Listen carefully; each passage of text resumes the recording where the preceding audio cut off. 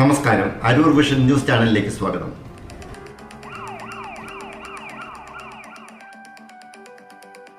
അരൂരിൽ മാലിന്യ കൂമ്പാരത്തിന് അജ്ഞാതർ തീയിട്ടു. 21-ാം വാർഡിൽ ബ്രഹ്മപുരം ഇഫക്ട്. ദേശീയ ശുചിത്വ മിഷൻ പദ്ധതി പ്രകാരം അരൂർ പഞ്ചായത്തിലാകെ നടന്ന ശുചീകരണ യജ്ഞത്തിൽ ശേഖരിക്കപ്പെട്ട മാലിന്യമാണ് ഇന്ന് രാവിലെ തീയിട്ട നിലയിൽ കണ്ടെത്തിയത്. മാലിന്യം കത്തിച്ചതിലൂടെ മാരകമായ വിഷവാതകങ്ങൾ ഈ പ്രദേശത്ത് പരന്നിട്ടുണ്ട്. ബാർബർ ഷാപ്പുകളിൽ നിന്നുള്ള മാലിന്യമായ മുടി കരിയുന്നതിലൂടെ ശവം കരിയുന്ന ദുർഗന്ധമാണ് ഇവിടമാകെ പരക്കുന്നത്. പഞ്ചായത്തിലെ 20-21 വാർഡുകളുടെ അതിരിലുള്ള രണ്ടാമത്തെ റെയിൽവേ ഓവർബ്രിഡ്ജിന് സമീപം കണ്ടെത്തിയ വൻ മാലിന്യ നിക്ഷേപത്തിൽ 20-ാം വാർഡിലെ മാലിന്യം ഇന്നലെ തന്നെ JCB ഉപയോഗിച്ച് നീക്കം ചെയ്തിരുന്നു. 21-ാം വാർഡിൽ നീക്കം ചെയ്യപ്പെടാതെ കിടന്നിരുന്ന മാലിന്യമാണ് ഇന്ന് പുകയുന്നതായി കാണപ്പെട്ടത്. ഈ മാലിന്യം ഇന്ന് നീക്കം ചെയ്യുവാൻ JCB സജ്ജീകരിച്ചിരുന്നതായി വാർഡ് മെമ്പർ സന്ധ്യ ശ്രീജൻ അറിയിച്ചു. അജ്ഞാതരായ ആരോ മാലിന്യ കൂമ്പാരത്തിന് തീയിട്ടുവെന്നാണ് മനസ്സിലാക്കുന്നത്. ഇവിടെ മാലിന്യം നിക്ഷേപിച്ച നിരവധി സ്ഥാപനങ്ങളെ രേഖകളിൽ നിന്ന് കഴിഞ്ഞ ദിവസം തിരിച്ചറിഞ്ഞിരുന്നു.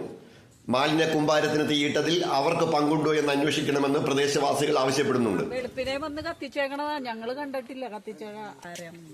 മുടി ഫോട്ടോ നിക്ഷേപിക്കപ്പെട്ട മാലിന്യത്തിൽ ബാർബർ ഷാപ്പിൽ നിന്നുള്ള മുടി അവശിഷ്ടങ്ങളും ഫോട്ടോ സ്റ്റുഡിയോയിൽ നിന്നുള്ള അവശിഷ്ടങ്ങളും ഓൺലൈൻ മത്സ്യമാംസ വിതരണക്കാരുടെ അവശിഷ്ടങ്ങളും കണ്ടെത്തിയിരുന്നു.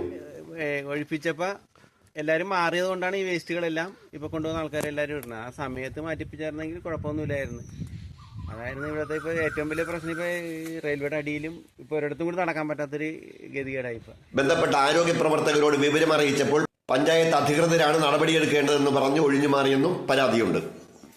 രാവിലെ കത്തി തുടങ്ങിയ മാലിന്യം അണയ്ക്കുവാനും നീക്കം ചെയ്യുവാനും അധികൃതരാരും തുനിഞ്ഞിട്ടില്ല എന്ന പരാതിയുമുണ്ട്. കേരള സംസ്ഥാനത്തെ സമ്പൂർണ്ണ മാലിന്യമുക്ത സംസ്ഥാനമാക്കി മാറ്റാനുള്ള ശുചിത്വ മിഷൻ ക്യാമ്പയിന്റെ ഭാഗമായി മാർച്ച് 28 വെള്ളിയാഴ്ച അരൂർ പഞ്ചായത്തിലെ എല്ലാ വാർഡുകളിലും മാലിന്യ നിർമ്മാർജ്ജനം വാർഡ് മെമ്പർമാരുടെ മേൽനോട്ടത്തിൽ നടന്നിരുന്നു.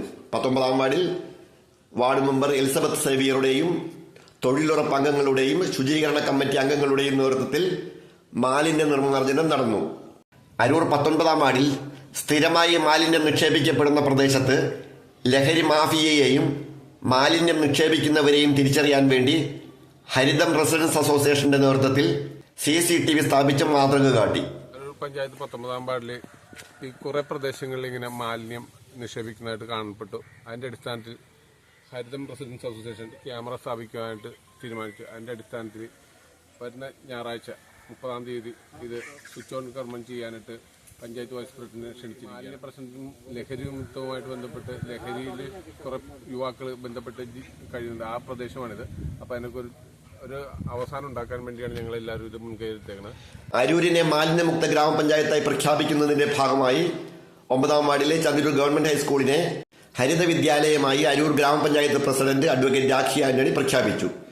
വികസനകാര്യ standing committee chairperson Zeenath Shihabuddin, ward member Sinimol Manoharan, principal V Leena, headmistress KV Shobhana, PTA president Chithithara Babu, PTA vice president Sanu Pramod, ഹരിതകർമ്മ സേനാംഗങ്ങൾ എന്നിവർ പരിപാടിയിൽ പങ്കെടുത്തു.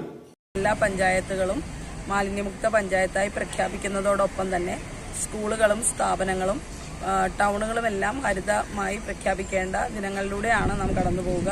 മാർച്ച് 30-നാണ് നമുക്കിതെല്ലാം ദേശാഭിമാനി വായനശാല ഹരിത വായനശാലയായി പ്രഖ്യാപിച്ചു. ഈ ഹരിത വിദ്യാലയമായി പ്രഖ്യാപിക്കുന്നത് ഈ സ്കൂളാണ്. അരൂർ ഗവൺമെന്റ് ഹൈസ്കൂളാണ് ഹരിത വിദ്യാലയമായി നമ്മൾ പ്രഖ്യാപിക്കുക.